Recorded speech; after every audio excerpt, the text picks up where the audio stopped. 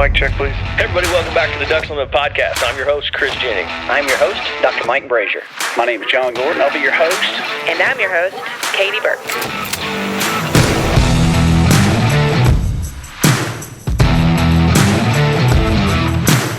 Welcome to the Ducks Unlimited podcast, the only podcast about all things waterfowl.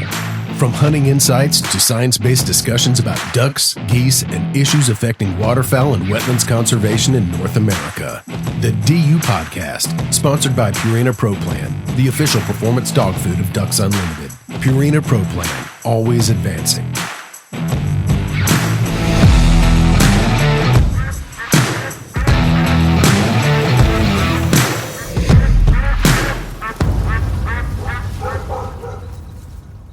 Welcome back, everyone. I am Dr. Mike Brasher. I'm going to be your host on this episode. We cover a lot of topics on this podcast, conservation, science, hunting, collecting, all sorts of stuff. One of the topics that is absolutely crucial to the work that Ducks Unlimited does, but we haven't featured a whole lot of. A lot of people kind of think it's boring, but we're going to prove that's a myth. And it's about policy. It's the role that policy plays in our conservation mission. And the discussion today, policy discussion, is very, very important. It's timely. And I have two people in studio here with me to discuss this. We're going to be talking about the Farm Bill. And it's up for renewal. And there's some absolutely crucial conversations that we want to share with you, the audience. And to help me with that is Zach Hartman, our Chief Policy Officer here at National Headquarters. Zach, welcome back. Thanks, Mike. It's great to be back at the DU podcast. You've been on with us once before. I learned just a few minutes ago. I was thinking it was actually more than that. But I will say that the episodes, we've had two policy episodes before. That was my confusion. I was going back kind of through the record of what all we had talked about policy-wise, and we'd done two of them. You were on just one of those. But those episodes have actually proven to be very valuable or very interesting to our audience. And I think that speaks a lot to the quality of the audience, the interest level that our audience has in learning about this aspect of what Ducks Unlimited does that I'm sure a lot of people have heard it said that you can affect a lot of acres for good or bad with the stroke of a pen. And that's fundamentally about what this conversation is about, right? That's right, Mike. And I'm not surprised because we do have a really great audience. So of course they're interested in policy that affects Ducks Unlimited. But our volunteers and our listeners and waterfowlers across the United States, they work really hard to invest in the landscape and invest in Ducks Unlimited and the mission that we deliver. And some of our most important partners are those government agencies. And so it's really important what they decide to do, and that includes USDA. And that's why I'm so excited that we have one of the leaders of our DC team, our Director of Agriculture and Sustainability Policy, Julia Peebles, is with us today to talk about all the great work that she and all of our policy volunteers have been doing on the Farm Bill this year, and we're coming right up on it, and it'll be here before we know it. Yeah, thanks, Zach. It's great to be here at DU's headquarters, flying in from the nation's capital this morning. So happy to be here, and thank you, Mike, for hosting. Julia, I want to give you an opportunity to introduce yourself to our audience. Zach, we had you introduce yourself the last time you were on. So tell us where you come from. How long have you been with DU? How did you make your way into the policy arena? Yeah, so I'm originally from Indiana, Muncie, Indiana, if there's folks out there listening, so shout out to them. But I've been with DU for about 2 years now. 2 years? It feels like it's been longer than that. Well, time flies. Yeah. It's crazy. I've heard your name a lot, so that tells me that you've been super busy and super productive in what you're doing. Yeah, so. I think right when I started July of 2 years ago, I hit the ground running just talking about Farm Bill and working with our conservation delivery team to identify what are the policy priorities that we need for the Farm Bill. So that was a huge chunk of what I needed to do. But yeah, originally from Indiana, grew up hunting and fishing in my pastime more with probably upland. So grew up with English setters. We ended up breeding some English setters. So for my 16th birthday, I got a little puppy. I ended up training her with my dad. So it's a good bonding opportunity for my dad and I. Moving forward, even with my in-laws, they're big, avid hunters and anglers, even more so than my family. They go, to South Dakota to go pheasant hunting, and we go down to the Gulf to go for red snapper fishing too. So it's part of our tradition in our family that carries on. Most of our vacations revolve around hunting and fishing.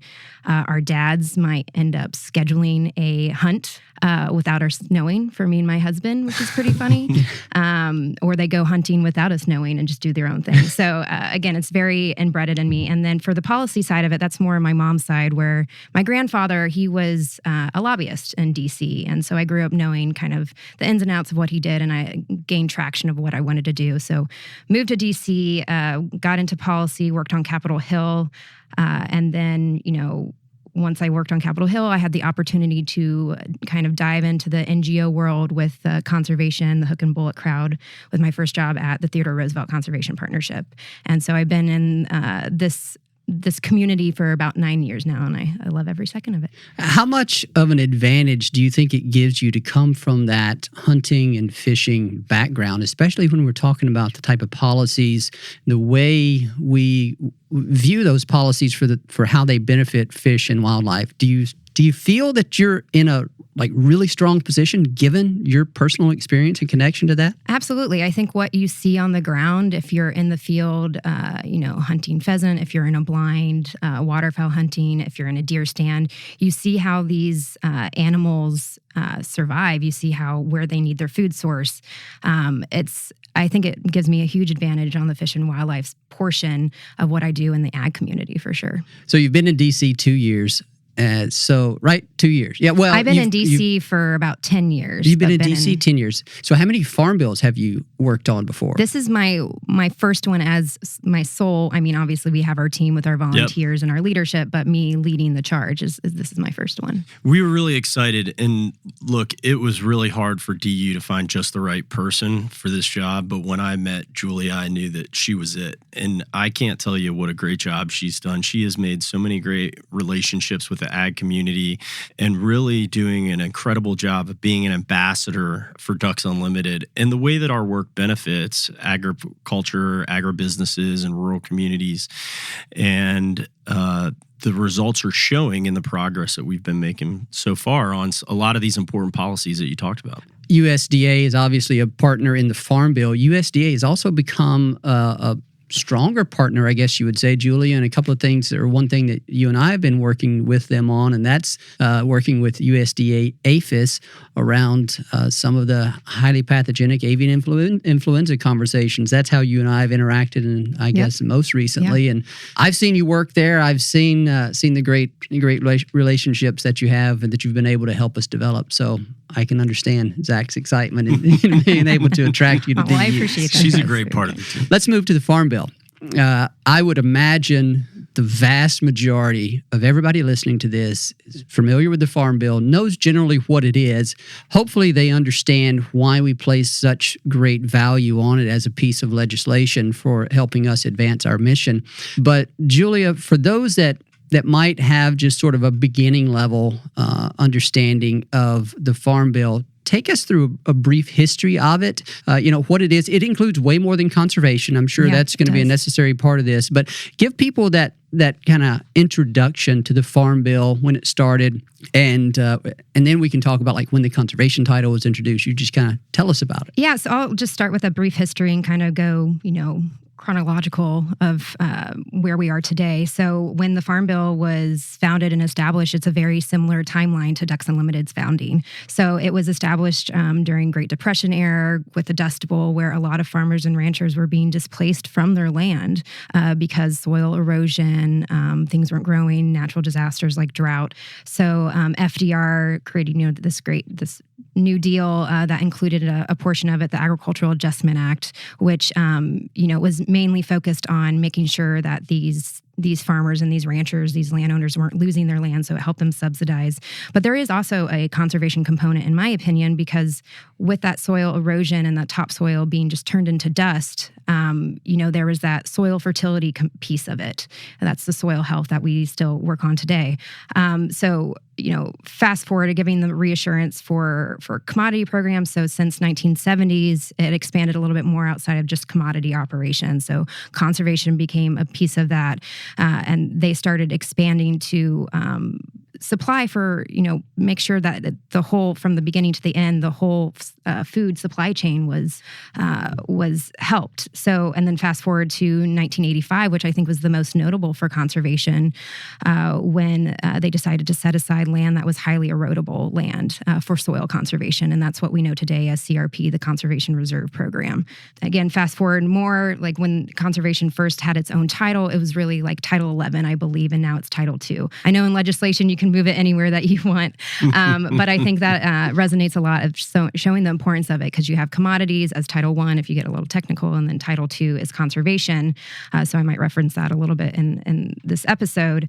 But the Farm Bill is the largest source of funding for conservation on private lands, and private lands are 60% of the land in the U.S. And majority of wetlands are on private lands. So I think that's very important for what we do. And today, I think it's around 140 million acres are enrolled into conservation programs at this point with the upcoming Farm Bill. And to put that in perspective, that's a combination of California and New York combined. So that's a lot of land that we're working on. Julia, you mentioned 60% of the U.S. is privately owned. I was looking up that statistic earlier, and anytime you're trying to estimate a value like that, you're going to get a few different numbers. I actually saw something that cited 70% of the U.S. is privately owned. So it's 60, 70, somewhere in that range, but it's greater than half, obviously. And I'm glad you pointed that out, because we get questions a lot of time about why we work on private land, or what our private land consists of, or what our conservation on private land consists of. And I think some people would like to see us do all of our work on public land. We get that occasionally. But the fact of the matter is, and the waterfowl conservation community, and matter of fact, fish and wildlife conservation communities in North America realized a number of years ago that if you want to have a meaningful impact on these fish and wildlife populations, especially migratory bird populations, you absolutely have to work on private land. You cannot do it all on public land. So we always remind people of that. And this, as you said, is the signature piece of legislation, the signature set of conservation programs that affects private lands. It's, I remember I was in college in the early 90s, and the Farm Bill was 5, 7, 8 years in existence. Well, the conservation title of the Farm Bill. So in my world, I was going to say, you aged kindly. In my world, when I say Farm Bill, 90% of the time I'm talking about the conservation title of the Farm Bill. But that just shows how ubiquitous of a term that has become within the wildlife conservation field. And it's just a testament to the importance and value of the legislation. So it certainly is, Mike. And Julia brushed up against this, but it's important for our listeners to remember that, and you're the scientist, so you can confirm this, 70% or more of all wetlands in the United States are on private or tribal lands. And so if we're not working with those landowners to conserve those wetlands, if we're not working with those landowners to have the right water quality programs, the right nutrient management programs, and soil health programs on that lands, they'll inevitably become degraded in one way or another. And nobody wants that, not Ducks Unlimited, not farmers, not ranchers. Julia is working with private landowners and their representatives at trade associations and ag groups to make sure that we're all working together to create the right tools that they need to be the best stewards of those lands. And that's a value, that's a universal value that everyone shares. Yeah, absolutely. Anything else kind of on the history, the background there for Farm Bill that we needed to cover? I think we did a pretty good job there. Yeah. I guess one of the things we want to talk about is sort of where we are in the renewal of the current Farm Bill. This is the final year. Has it officially expired? Where are we on that? No, so every 5 years, mostly every 5 years, a new Farm Bill has, Zach chuckles because it depends, It's like everything. If there's any kind of fixed, quote, written schedule for something, chances are it's going to flex a little bit, right? Whether it's policy or not. Especially if it requires requires an act of Congress. Yes. Yes. Yeah. So every 5 years it needs to be reauthorized. And when I say a bill needs to be reauthorized, this is an opportunity to look at programs if they need changing. Are programs working, not working for fish and wildlife? Are they working for the ranchers and the farmers and agribusiness? Are they working for, like I said, it hits nutrition too? Is it working for some of those programs? So this is a chance to really tweak things or establish new things that are needed. But expires September 30th of this year, which is coming up fast. Yeah, it is. No pressure, Julia. I know. But that's a good point. And one other thing that I'd like to point out is that the needs of producers change over time. Farmers and ranchers and the people that produce the food that we all enjoy, the safest, most affordable, most reliable supply of food in the history of the world. Thank you, all the farmers that are listening out there. They face some of the most unique challenges and risk and all sorts of dynamics that don't affect people that are parts of other business. Whether you have too much rain or too little rain, or whether there's a pest that moves into your area. And this 5-year authorization schedule enables Congress and the agriculture committees in the House and Senate and the stakeholders like Ducks Unlimited and all of our other agribusiness partners to reevaluate those programs. And sometimes we need new programs to meet the needs of producers. But the most important thing, and Julia, please, I look forward to hearing about all the ways that you're doing this now, is that it starts with the producer. If it doesn't work for them, then it's not going to work for anything. Yeah. This is a time of year when, and actually this has been happening for several months, where members of Congress are going around having listening sessions, right, with a lot of their constituents about what they want to see in the Farm Bill and that type of stuff, right? Yeah, it's right now listening sessions. The House with Chairman G.T. Thompson has gone around. I think he's made 40 states now that he's visited. But then also you have folks that might not be on the committee and just want to hear from their constituents. And they'll have just roundtables, and our volunteers get invited to those and reach out to us to know what exactly the ask is. But also we have our staff that are able to attend those. But it's, I would say, I kind of want to go back to what Zach was saying about the importance of the Farm Bill. It's the safety net, I think, is what you're talking about. Without the Farm Bill, you don't have the predictability and the certainty that you need for these producers. It's their livelihood. We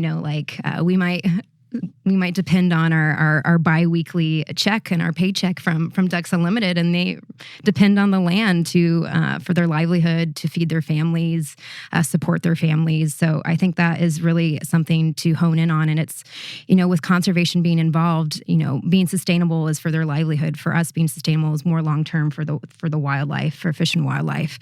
And I would, 70%, just since the last Farm Bill, 70% of farmers are supported through ad hoc programs, which is insane because of all the natural disasters. So imagine, as Congress, like Zach was joking about earlier, you're depending on Congress to pass these supplemental packages. And it's just the predictability and the uncertainty is just there. So it expires September 30th. And this is just sort of a minutia question for my personal benefit. Maybe others listening. It expires September 30th, but that doesn't mean like benefits get cut off necessarily at September 30th, right? So so if it takes an act of Congress, so they'll probably do an extension. Okay. Things will go and continue like they do on the daily. And I would imagine just how things are playing out, there will be an extension till December is what we're looking at. So our big ask is to get a Farm Bill passed this year. I want to talk a little bit, we've covered this already somewhat, but the importance of this Farm Bill for DU, achieving our mission, and help us put into context. We've already cited a few statistics, but with regard to how we work with partners, why is the Farm Bill so important? Why do we place such high priority on it? For Ducks Unlimited, it is so key to our mission. It is really it's the backbone. So what our mission is for restoring, conserving, and managing wetlands and associated habitats like grassland and forest. All 5 voluntary incentive-based conservation programs in the Farm Bill do that, and they do that for wetlands. So I think that's really important. And the more acres that we get on the ground working with these voluntary landowners and the stewards means more ducks that we get in the air and better duck habitat. And then what about the partnership aspect of it? Because we're not just partnering with our fellow conservation organizations on this, right? Talk about that. Ducks Unlimited fundamentally relies on effective partnerships with pretty much any audience that you can identify out there that has an intersection with the things that we care about: fish, wildlife, clean waters, etc. Within the context of the Farm Bill, it's a pretty unique partnership opportunity for us, specifically with agribusiness. Talk about that and how we approach that partnership. Yeah, so, I keep throwing statistics out there, but the conservation aspect of the Farm Bill is only 6% of the whole Farm Bill. So it's a very small chunk. And if we want to accomplish what we need for the ducks and for wetlands, we need to make sure that we are listening to all parties, right? They're the willing stewards. They're the ones that are implementing on the ground. So if it doesn't work and these programs aren't desirable for them, that's an issue. And it doesn't achieve our mission or achieve our goals for habitat. So I think one great example that launched on July 12th is the Farm Bill for America's Families. And this is a big campaign that's being run by American Farm Bureau Federation, the National Farmers Union, and then some other nutrition-oriented side of it. So it hits all aspects of it: trade, nutrition, research, commodities, conservation, to make sure that we are passing a farm bill at the end. But having that holistic and that broad support really generates well on Capitol Hill, because it shows that, if there's broad support, that means that everyone can support it, right? I think more to our what we kind of do on the ground for our partnerships are 2 great examples. One is the Rice Stewardship Partnership with USA Rice Federation. We're celebrating 10 years this year, which is pretty exciting, and one that is really successful. And I honestly think it's a natural fit. It has that mutual benefit of we are helping the rice producers be sustainable, helping them with nutrient management, and then they're also bringing in all the ducks, right? Which is great for us. And that one has been widely successful with bringing close to $108 million just to rice producers. Another one I'll highlight is the National Cattlemen's Beef Association. We signed an MOU with them and other partners back in 2020, and that one really just highlights the importance of grazing and grazing management as a conservation tool. And not only is that good for nesting habitat for ducks, but also it helps the ranchers educate folks that this is important and we should keep the cattle on the ground. So not original from me, but I love this saying is what's good for the cows is good for the ducks. Absolutely. And really provides even, Mike, the science behind this more than I do, but when you're grazing, it's great for diversity on vegetation. It's great for the underlying soils. And I think that science, as a science-based organization, really helps us out. So bringing it back, those are just some of the partnerships that we work on that really highlight our priorities and get it across the finish line at the end of the day. Yeah, those are great examples, Julia. And Rice Stewardship Partnership, which began as a great idea and got put into practice initially, was able to be brought to scale and really have the impact that it's had over that last decade because of the Farm Bill, because of the Regional Conservation Partnership Program that was created by the 2013-14 Farm Bill. And Julia and her partners and team continue to work on ways every year during authorization to improve that a little bit so that it better meets the needs of the environment, the ag community, and of course, the ducks.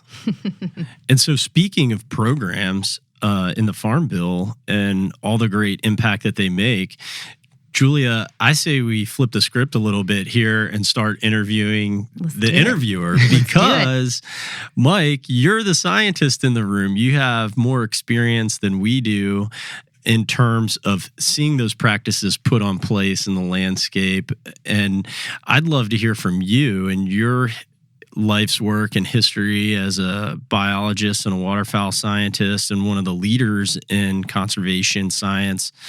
what are some of the programs that you think our listeners ought to know about and what the impact that they're making on the land? I do have some examples here. We did our homework before getting in here to discuss this. So I did my homework. Does that mean you woke up extra early this morning and started Googling stuff? It started before today. Let me just tell you. But yeah, I do have some numbers here, and I want to talk about some examples from the literature that I became very familiar with over the past 10, 15, 20 years. And I'll say, just to kind of preface this, when you look throughout the scientific literature, where we have tried to go back and successfully have gone back, researchers from all across the U.S. have gone back and tried to measure the effect, to measure the outcome from various conservation activities. The Farm Bill has been at the center of some of the most notable studies in that regard. And to USDA's credit, they've also invested a tremendous amount of resources in evaluating the effect that they're getting, that we, the American people, are getting, fish and wildlife benefits and clean water benefits from these programs. It's billions of dollars, right, that are being spent on these conservation programs through the Farm Bill. And Congress obviously needs to be, and we all, in the context of spending taxpayer dollars, need to be held accountable that we are getting from these programs what we set out to get, what we say we're going to get, what we forecast that we're going to get. And so USDA has invested tremendous resources in trying to answer these questions. And it was actually, they established a program, I think it's the I'm going to get this wrong, I didn't do my homework on this, conservation evaluation. No, it's conservation effects something. program?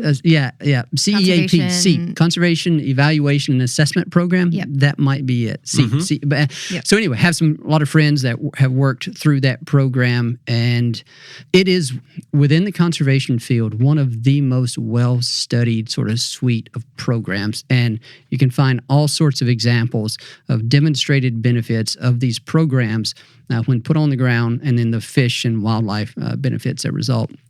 A couple that will be notable and will be interesting to our audience. I'll start with CRP, the program Conservation Reserve Program. We don't want to wander down the alphabet soup rabbit hole. I just think of it as a word. Conservation Reserve Program. So many acronyms that come with this Farm Bill. And so it takes marginal farmland out of production and restores it into 10 or 15-year easements for grassland. Mostly it's what we're going to talk about here, some of the grassland agreements that are in place. And so a few statistics that I did bring with me here. It peaked, CRP, and this is all CRP, peaked in the U.S. at about 37 million acres. That was back in 2007. At that time, the Dakotas peaked at about, and I think Montana's included in this, peaked at about 8.2 million acres. And that was going to be mostly grasslands and marginal farmland taken out of production for these voluntary incentive-based programs. And so waterfowl researchers back at that time wanted to measure the effect of that additional grass being put on the ground and the way it was secured and helped improve the health of the wetlands embedded in those grasslands. A good friend, when I think he might have been working for the Fish and Wildlife Service, Ron Reynolds, and some of his colleagues, they estimated that during like the peak years of CRP in the Dakotas from 1992 to 2004, every year that program put an additional 2 million ducks in the sky. That was a 30% increase over the amount of ducks produced prior to CRP getting to that level.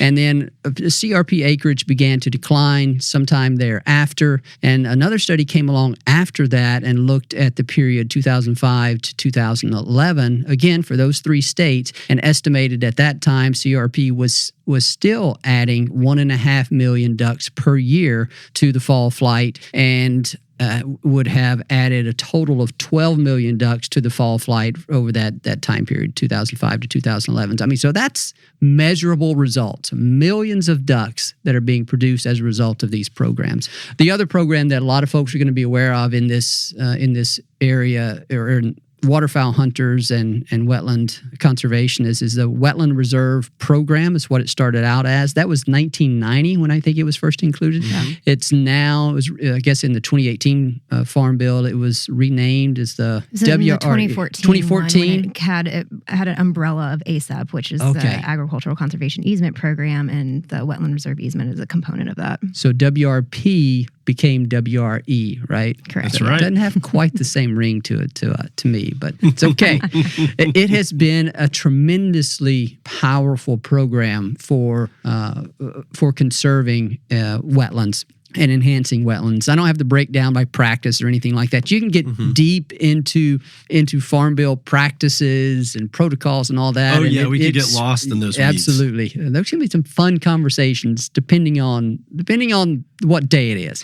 But I think it would be worthwhile, Mike, if you and Julia would talk a little bit about the WRE program. And when I'm out there on my lease or driving through the country with my buddies on my way to the duck camp or on a hunt, and I see something that's a WRE project, what would that look like? Well, that's a difficult question to answer because my experience tells me that what a WRE project looks like in one state or even in one geography in one state is going to be a little bit different from what it's going to look like in another geography. That's because, and that's the beauty of the Farm Bill as I see it and as I've come to learn about it, is that it tailors conservation solutions to locally defined resource issues, right? So absolutely. Now there are these large national umbrellas and programs under which all these other practices fall, but I mean, all the way down to the county level, soil and water conservation districts have a critical role to play in helping collect information from their producers on what their resource issues are, and then that ultimately feeds back up through the states and state. Yeah. Technical committees, I think, is one of the committees. I've worked with those a little bit when I was in the joint venture. So it's a bit of a detour there, but that I guess I say that just to, I guess, emphasize that not all programs, not all projects are the same, even within WRE. Now, if we want to look at a place where WRE has had a profound impact, we can look at the Mississippi Alluvial Valley. Historically, bottomland hardwood forest, about 25 million acres, and a lot of that has been is now used for agriculture. And if we look at WRP, when it first came out, WRE now was just the appetite for that program was remarkable. And it continues to be, is my understanding. As of 2019, there are over 2.5 million acres enrolled in WRE. If we want to go to the Mississippi Alluvial Valley, the primary practice there was reforestation of bottomland hardwoods on marginal farmland. Areas that were difficult to farm, areas that I would imagine producers were actually taking a loss on in many years. And so this gave them an opportunity to put that back into something that's delivering the multitude of benefits, and then they're getting the reward for providing those services to society. So 1990 is when WRP came about. The Lower Mississippi Valley Joint Venture identified the importance of that program for helping it achieve some of their bottomland hardwood restoration objectives. At that time, they had established an objective for that restoration of like 520,000 acres. Within 15 years, there were over 680,000 acres enrolled in WRP in the MAV. They surpassed their objective at that time for waterfowl, for migratory birds, forest birds, and everything else that uses that. A lot of mammals use the Louisiana black bear it's a huge beneficiary of a lot of that restoration ever. So I probably did a terrible job answering the question of what would it look like. It's going to differ. Typically, they might look for a sign that would say under conservation easement or the wetland reserve easement or wetland reserve program, but it could look different in terms of vegetation community.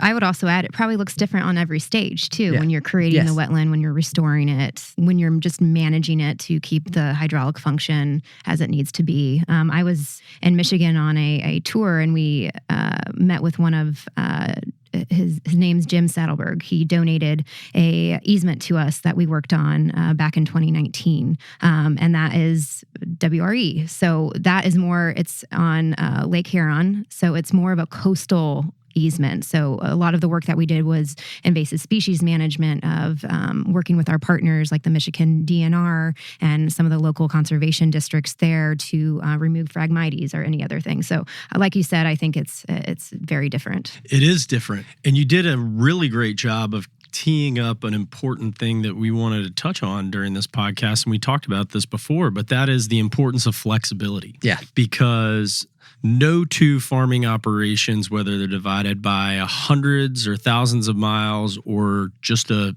county road, are alike, and the different needs that all of them have. Julia, talk about the way in which these conversations with the ag community around flexibility are coming to life in some of the issues that you're working on in this Farm Bill. Yeah. So how I always think of the Farm Bill, I think of it in themes. So I mentioned at the beginning of this episode of, when I first started at Ducks Unlimited, I got kind of hit the ground running and working with our conservation delivery team.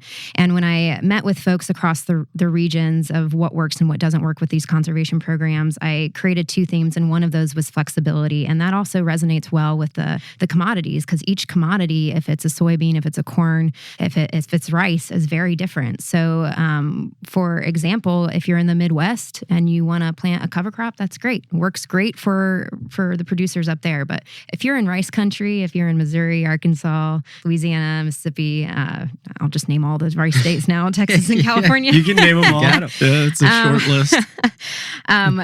That's cover crop probably won't work, but maybe some of the post-harvest flooding, winter flooding that you can get through the same working lands programs. So again, those practices, it just depends and provides that flexibility. So we work very closely to make sure, on the ground with our conservation delivery team, but even when we work on policy, to make sure that we're not doing the one-size-fits-all approach through policy. Yeah, and there are a number of other examples that I could point to that reflect that flexibility and how conservationists work with the agricultural community to design these programs that the word program has too many different meanings in this. Programs and projects have too many different meanings. We're on a program right now. I know. But there are a number of examples that we can point to where conservation professionals get together with the agricultural producers and community, and will identify their issues, some of the things that they're wanting to address, whether it be, let's say, I'll use an example I'm familiar with, is a model duck habitat conservation program in Louisiana and Texas. And so we would define some of what we think is needed from a habitat standpoint, then talk with agricultural producers in that community and see if there are certain issues they're struggling with, that we can then look to a variety of Farm Bill programs to deliver something that provides habitat for model ducks, yet addresses a concern of theirs, these mutually beneficial solutions. And then there's a host of programs within the Farm Bill, like the Environmental Qualities Incentive Program. Do we still have the Wildlife Habitat Incentive Program? We do, yeah. So it's it's a component of EQIP.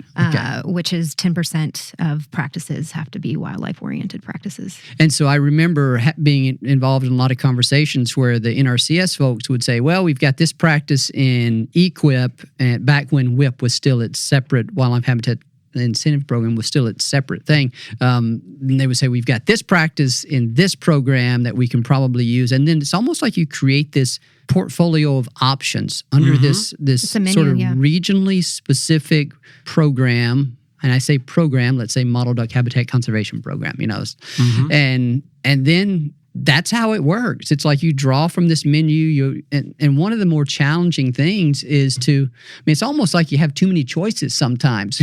and that's kind of a difficult thing to say. But the point is that maximum flexibility is really there if we sit down and talk through the issues and try to find those practices that would help us address it. There are other examples from all across the U.S. designed to address local resource concerns that draw from the practices in the Farm Bill.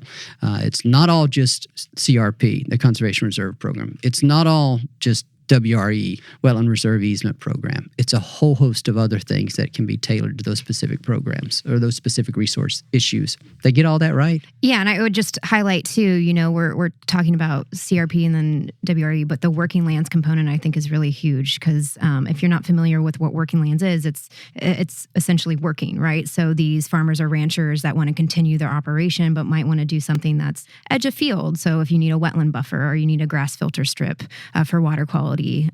That all benefits the habitat and benefits biodiversity, but keeps them working on their land, I think is very important. And that's something that we work very closely with a lot of our commodity partners and agribusiness. I want to take a break right here. I think we're maybe a little bit over halfway through our conversation here, but we're going to take a break. Then we're going to come back. We haven't really talked yet about what Ducks Unlimited's priorities are for this next Farm Bill. We're going to get into a little bit of that. We're also going to talk about it's more than just fish and wildlife. It's more than waterfowl, but it's also more than other wildlife species and other fish. It's a whole bucket of services, ecosystem services that these programs and the lands that they're on are delivering. So stay with us, folks. We're going to come back and we'll close out on the backside.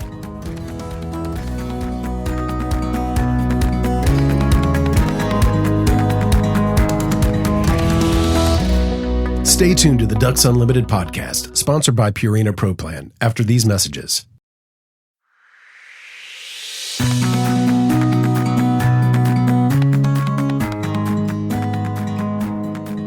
Welcome back, everyone. I'm here with Zach Hartman and Julia Peebles, and we are going to continue our conversation here about the Farm Bill. And we've talked a lot already about kind of how the Farm Bill, conservation programs in the Farm Bill benefit waterfowl populations. And the reality is that they deliver benefits for a host of other critters. They deliver benefits for a host of other services.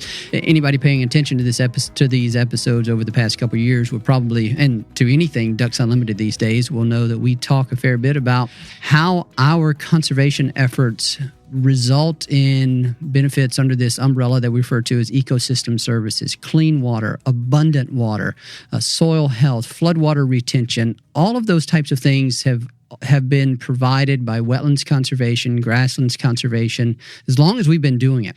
But there's a stronger discussion, a louder discussion around those benefits nowadays that extends into the Farm Bill, quite frankly, because the programs delivered through the conservation provisions of the Farm Bill deliver those exact same benefits. And so, Julie, I want you to talk about some of those. I know there are a couple of prominent examples: soil health and water quality. We'll use those as just sort of the example here. Talk about how this elevated awareness of the importance of those two things is getting a bit more attention, and maybe even providing opportunities for Ducks Unlimited to build some additional partnerships around the type of things that we see as valuable in a Farm Bill. Yeah, absolutely. So I'll start with one that I mentioned already with the Rice Stewardship Partnership that we have with USA Rice Federation. One of the partners that we have there is Mosaic. A lot of people don't think a fertilizer company is a sustainable company, but they really help with nutrient management and more of those ecosystem services that you mentioned, Mike. Another one that is new to us and is pretty exciting is the National Pork Board. We have a grant with them, and we're partnering with them and Millborn Seed, where we're able to provide these pork producers cover crop options. So Millborn Seed will come in and give them a discount rate if they buy their seed, but they're also able to come in and help with seed mixture, what they think is appropriate for their operation. So those are a couple exciting things that we're doing. Also with Purina, like they even join us on Capitol Hill with our advocacy. Mm-hmm. They're, they have their sustainability goals, part of their ag supply chain that we do a lot of work with them, not only on the ground, but in DC as well. So it sounds like we have some new partners around Farm Bill discussions that we might not have had 10 years ago. I don't even know if we would have had them 5 years ago, but let's say 10 years ago, 15 years ago, we probably wouldn't have had. And I don't know how much of a read you have on this, but I guess my question is, how different is that feeling for Ducks Unlimited on Capitol Hill to be partnering alongside some of these very influential groups on this absolutely crucial piece of legislation, because we're now seeing things through at least through a similar lens on some of these key issues like soil health and water quality. I mean, we've got new partners, new powerful partners that in a lot of people's eyes are not traditionally who they think about us partnering with. Right. And, I think conservation is becoming more and more of the trend, right? I think science is really speaking for itself. I think there's a lot more ad hoc natural disasters that folks are dealing with if it's flooding or drought. And they're looking for what are other avenues that they can make their operation more sustainable. And having these partnerships, I think, I'm not saying DU is unique in any way. I think we are just the known reasonable, realistic broker that people want to work with, because we understand that, to get these wildlife habitats and get the ducks in the air, we need to work with these landowners and these agribusinesses. And make these programs desirable through this incentive-based voluntary programs. It's really an extension of what we've been going through as an organization, Mike. You talk about how our audience is becoming more familiar with the ecosystem services that wetlands and grasslands and waterfowl habitat provide. We've gotten better at managing that. We've gotten better at quantifying the outcomes that our work provides. And the agriculture community faces an evolving set of risks and challenges, and we are seeing better and better alignment over time. And that voluntary and incentive-based way that DU approaches our conservation work, where we have to have partners with skin in the game. We have to have partners that have a tangible value out of the partnership around their values and the risks that they're experiencing and the things that they need to manage, whether, like you said, water quality, water quantity, flood protection. These are things that we can partner with all sorts of new great partners in an enthusiastic way and add that value across the board. And at the end of the day, we still get a lot of ducks. Yeah. and Julia, you made a good point about it's Ducks Unlimited not necessarily being completely unique in the way we're partnering with these additional groups. And so that makes me think about our conservation partners, the other NGOs that are also Absolutely. On the Hill, that are advocating alongside us.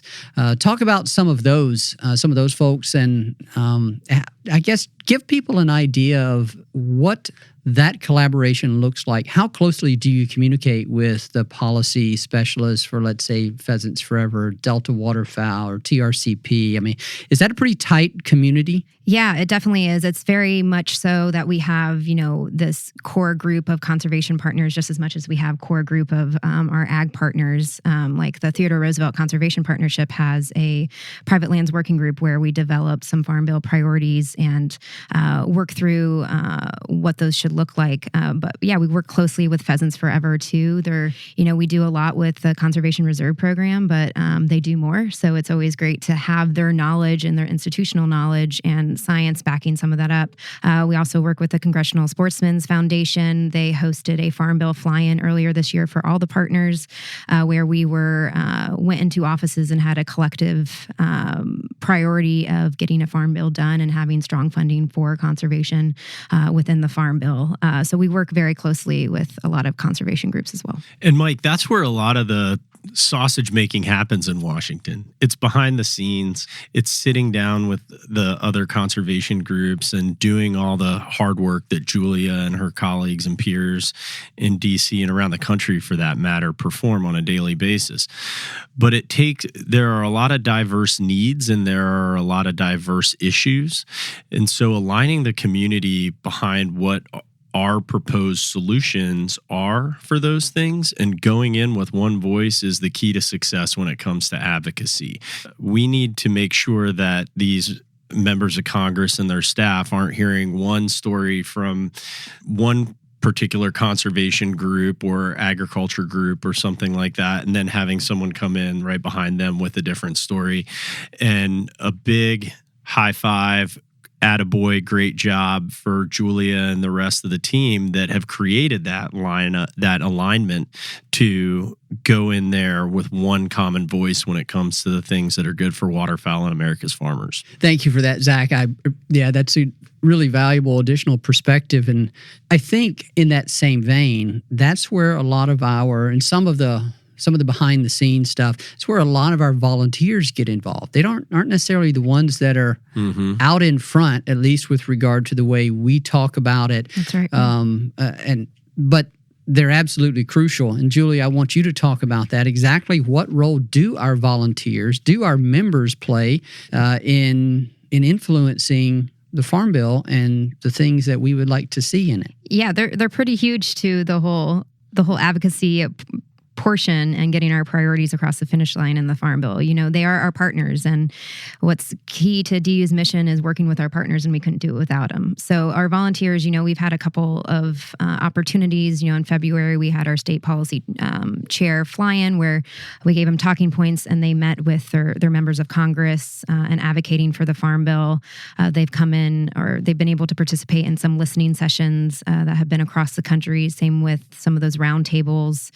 Some of these volunteers even come back for like a congressional baseball game, and then they want to continue to advocate. So, like Dave Bowers is the big one. Bill Aldinger is another huge one that are, Dave Bowers got our Excellence Award from the Policy Committee. But those folks, do so much for us, and we're always open line communication if they want to come to us and be like, hey, this is happening. I always like to tell people to take a step back. I'm one person in DC that handles these policies, but they don't want to hear from me. They want to hear from their constituents. Yeah, that's right. And these are our volunteers are the constituents, right? So when they're coming in and advocating for it, they have a better perspective. And a lot, many of our volunteers too are producers. They're farmers or ranchers, so they can also shed some light on some of these programs. Like we had a couple producers come in a few weeks ago and enroll in some of these programs. They're like, yeah, it's working here, it's not working here. These are some issues that we're struggling with. And so they have those stories and on the ground perspective that I am unable to provide for them.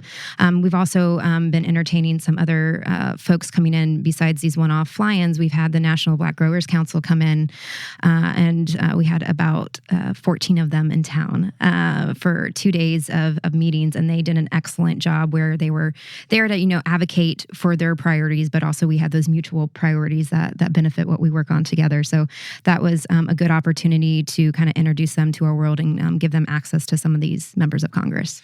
Julia made a great point when she brought up Dave Bowers, who is the most recent recipient of DU's Excellence in Policy Volunteerism Award. I know you're out there listening, Dave, so we appreciate you.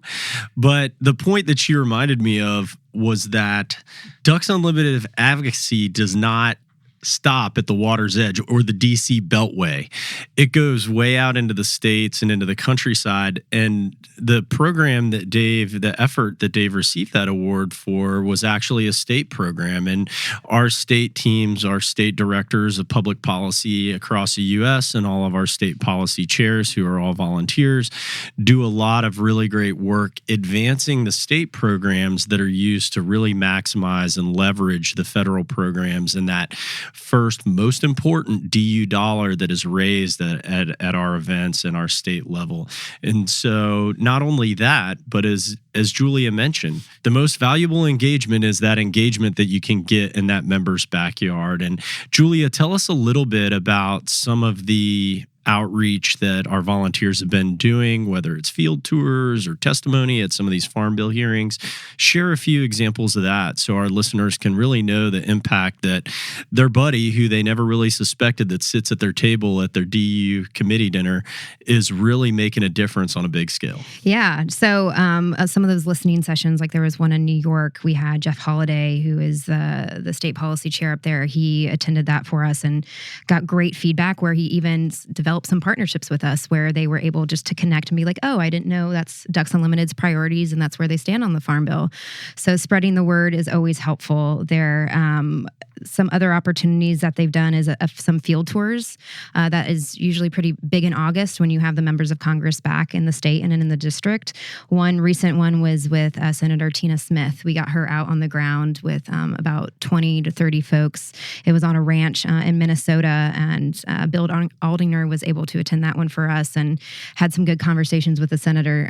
So having those FaceTime, I think, is crucial and very valuable to us, and kind of, it's a relationship building exercise. It really makes us credible when you have those folks advocating for us. You mentioned DU priorities, and we haven't touched on that yet, at least not in the context of the Here and there. the 2023 Farm Bill, the hopeful 2023 Farm Bill. If it gets passed next year, if it doesn't get passed by the end of the year, then does it become the 2024 Farm Bill? I guess that would be the proper. I'm trying not to think that far. Whatever year they pass it, that's what they call it. That's what we call it. Okay, so the 2023 Farm Bill. So what are Ducks Unlimited's priorities, and like how do we determine those?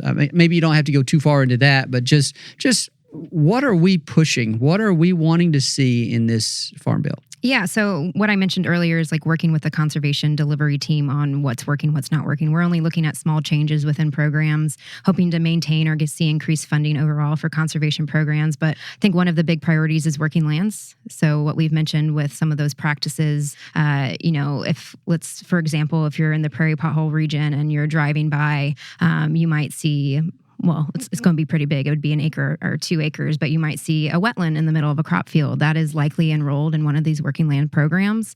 Again, going to Arkansas, Rice State, you might see a flooded field, and that's probably enrolled in one of these working lands programs. So making sure that we're maintaining and continuing to fund those is very important. They are over prescribed, just like any other conservation program. So again, we want to make sure that they're doing well. I think another one to mention that you touched on is CRP, the Conservation Reserve Program, which allows farmers, ranchers, and landowners to set aside land that's unproductive or highly erodible and enroll that to receive incentives to do some conservation practices. If it's, the grass filter strip or the wetland buffer for improving water quality, but great habitat, I think is really important to us. I know you talked about, it's a net increase for ducks each year. I think it's also important that a lot of people probably hunt on CRP land. Absolutely. My family, I mentioned, goes to South Dakota. They're hunting on CRP land. When I'm hunting on the eastern shore of Maryland, I'm hunting on CRP land. So a lot of people I think would realize that, but it's interesting that when you're not involved in the policy every day, you're just like, oh yeah, I know exactly what you're talking about. There isn't always a sign. Yeah. Unfortunately, I wish there was for every piece of land. And then the other one that I'll just highlight, we have other priorities, but I think this is one that is well known, is WRE that you mentioned earlier, the Wetland Reserve easements. These are 30-year or permanent easements. This is the largest federal program to restore wetlands. And you were talking about bottomland hardwood. When this first came about in the 1990s, it's WRP.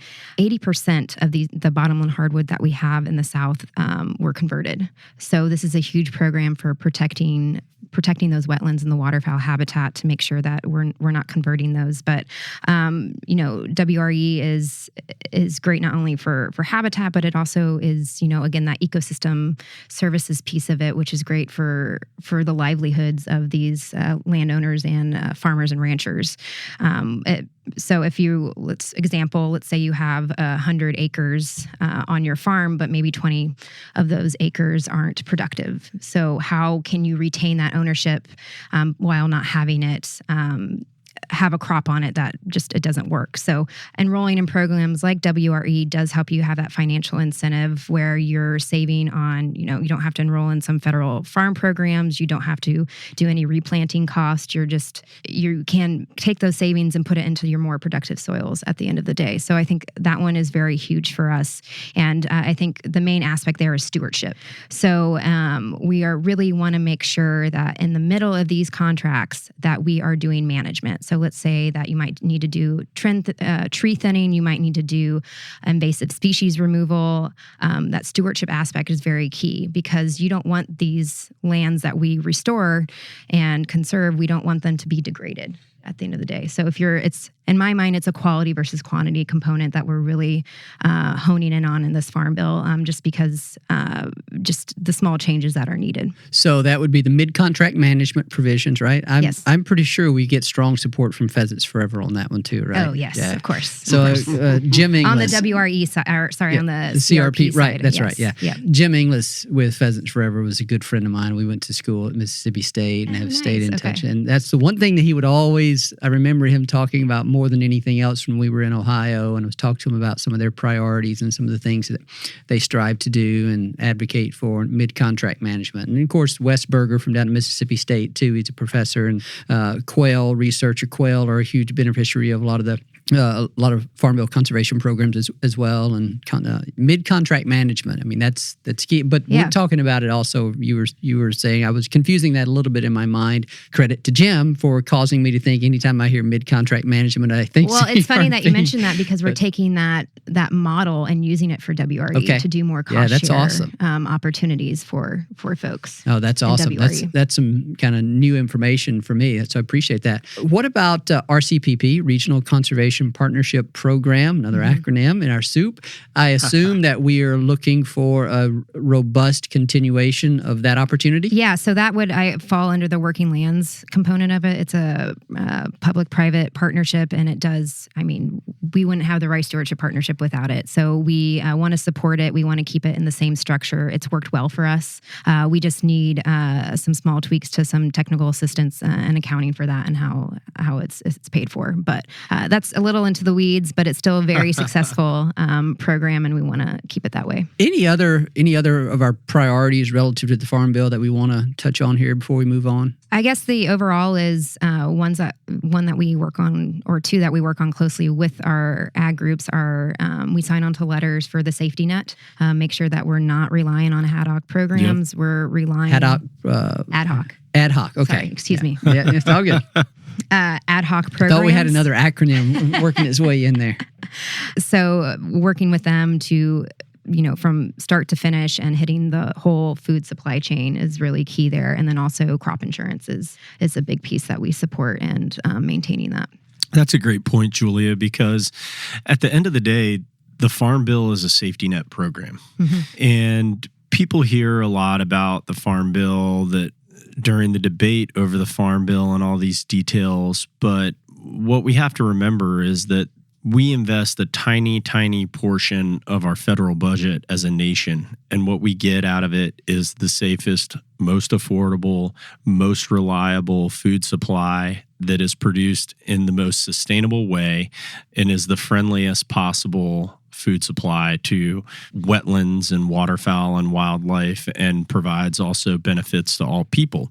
And so it's important to get the mix right, and that's why there's all these different titles and provisions and stakeholders. But by working together on those common values that we all need to derive from this process is how we get the programs right to fit the needs of the producers out on the landscape and deliver for the ducks. So as we move to wrap up here, I have a few final questions. If I'm a farmer, a rancher, or a landowner, I'm listening to this, and maybe I've heard a few things that I wasn't aware of. I knew the basics of the Farm Bill. Maybe it's a landowner. I guess it would probably be more likely that a landowner would be the one that wouldn't know about some of the things that we've talked about. You've got to think most farmers and ranchers are pretty well versed on the Farm Bill, I would imagine. But let's say I'm a landowner and I hear something that I want to learn more about. What's the best way for me to get that kind of information? Where do I go? Yeah, I'll also say there are beginner farmers and that's true. historically Yeah, underserved farmers and ranchers who don't know the program. Yeah. So they do go to their local FSA, so Farm Service Agency office or Natural Resources Conservation Service office to try to identify what can they do, like what are their options out there. So those are great partners, but also come to DU. I might be putting our conservation delivery team on the spot, but our contact is on our website. Yep. Reach out to us. We'll get you in contact with the right person, and then we can have our team go out there and do that technical assistance that I mentioned earlier of doing some conservation planning, maybe some assessment of what could be done, not done, and then give you that menu of options and those practices that could be enrolled on your land. That's a great point, because there have been, I know Pheasants Forever has become a core piece of their business model, so to speak, as a Farm Bill biologist. They recognize that there was more opportunity through these Farm Bill conservation programs than NRCS staff alone or FSA staff alone could make that connection with those landowners. And so they began to hire Farm Bill biologists to serve as that liaison, additional liaison capacity between those offices and those landowners. And we've employed that too in a few places, I believe, where we have some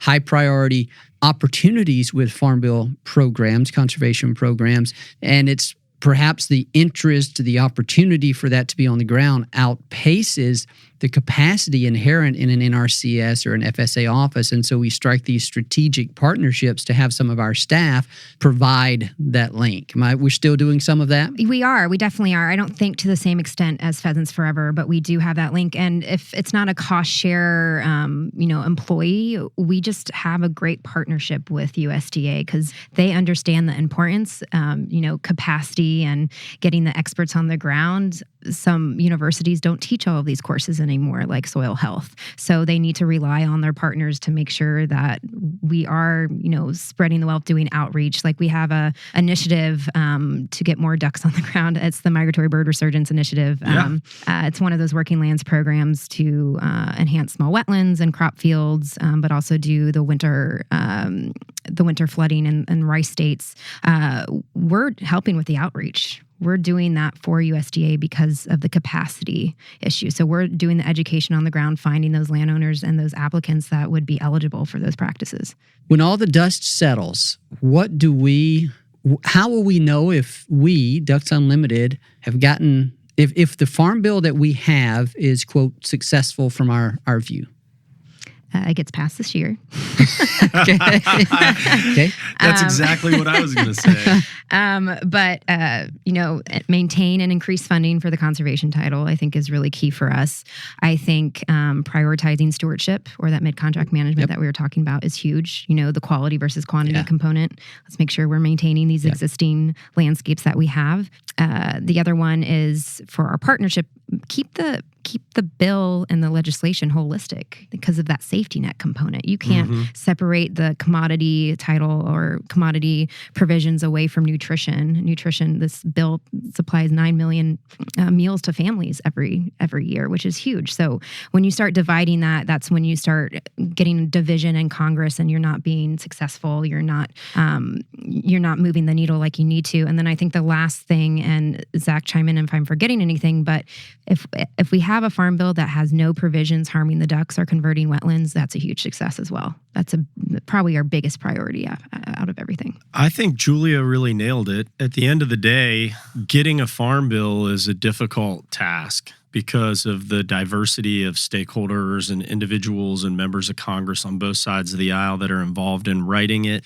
to meet the needs of the diverse individuals of producers and constituencies in their districts that rely on this legislation every year. And so getting a farm bill passed is going to be a huge effort. Ducks Unlimited is completely behind that. We're arm in arm with the agriculture community. I'd say, and Julia touched on this, a strong producer safety net. If producers are worried and concerned and don't have certainty about making ends meet year over year in spite of all of the different challenges that they face and that Mother Nature can throw at them, then there won't be farms on the landscape to provide these working lands and implement these working land programs. And they are essential partners to us. People went back when I was on the Hill doing farm bills. People used to joke and say, sustainability to a farmer is being in business next year. And if I was a farmer, that'd be the most important type of sustainability to me. And when you can count on that, then you can start looking for other opportunities to invest in your operation to achieve all the things that you love about the land that you have the responsibility to manage when it comes to the wildlife, when it comes to the water quality, when it comes to water scarcity, flood prevention, all these great things that these programs help for the ducks and for all people and for farmers and ranchers to implement. What can our listeners do to help? What do we kind of have in mind in that regard? Yeah, I'd love to give them a call to action. Let's get them out there, reaching out to their member of Congress and saying, we need to pass a farm bill this year. 2023 is the year. Let's make sure that it has those strong conservation funding levels. I think that's a very simple easy message that resonates really well on Capitol Hill. I also maybe can put in the link of the episode too, when I mentioned earlier the Farm Bill for America's Families, which is that big coalition of very, very diverse, broad groups that touches on it. And they also have a call to action there that we can help support. Those are great ideas, Julia. You can also subscribe to Duck Policy Insider's newsletter if you're interested in the great work that Julia and the rest of her colleagues on the Duck DU Public policy team and our policy volunteers are doing. That'll inspire you to find ways that you can get involved in your local community, in your state, and working on all sorts of policy issues, from conservation program delivery to ag programs to event-based fundraising issues. Public policy work that Ducks Unlimited does is critically important to our mission. We work, I always joke around, I say we're a conservation organization. There are people that do conservation and everybody else's support, right? But you can make a big impact on the conservation that's being done in your state by plugging into the policy work and simply clicking on a link when you get an email from our policy team that says, hey, can you contact your senator or your congressman? They're about to take an important vote. And so please look for those opportunities to learn more about all the great work that policy is doing in the Farm Bill and beyond. Where would a person go to subscribe to become a Duck Policy Insider? I am one, by the way. Let's get that out there. But someone else, all of our listeners, I am sure will want to become a Duck Policy Insider. So give them the instruction. They can go through the policy page under the conservation page of the DU website, or they can just click the very convenient link in the bottom of this podcast. Well, there you go. We've got it. Well, Julia, thank you so much for being here. I appreciate all the work that you do for us in DC on agricultural policy, and, well, I'm sure it extends beyond that. Everything that you do, appreciate it. It's been great working with you here over the past year, and I finally got to sit down and have a conversation with you here on the podcast. Zach, I see you about every day, so I mean, it's sorry good. About that. It's good to see you in here again. Always appreciate your time and input on the podcast, and I hope our listeners, I'm confident our listeners will have picked up a few new pieces of information about the Farm Bill in general. And I know they will have this a better understanding of where we are right now in 2023, and trying to get a Farm Bill passed is absolutely valuable information to us. And so thank you, too, for being here with us and sharing that message. Thank you for having us. Thanks, Mike. It's been great. A very special thanks to our guest on this episode, Zach Hartman, Ducks Unlimited's Chief Policy Officer, and Julia Peebles, Ducks Unlimited's Director of Agriculture and Sustainability Policy. We thank them for all the great work that they do. As always, we thank our producer, Chris Isaac, for the wonderful work he does in getting these episodes edited and out to you. And to you, the listener, we thank you for your time, and we thank you for your support of wetlands and waterfowl conservation and duck policy.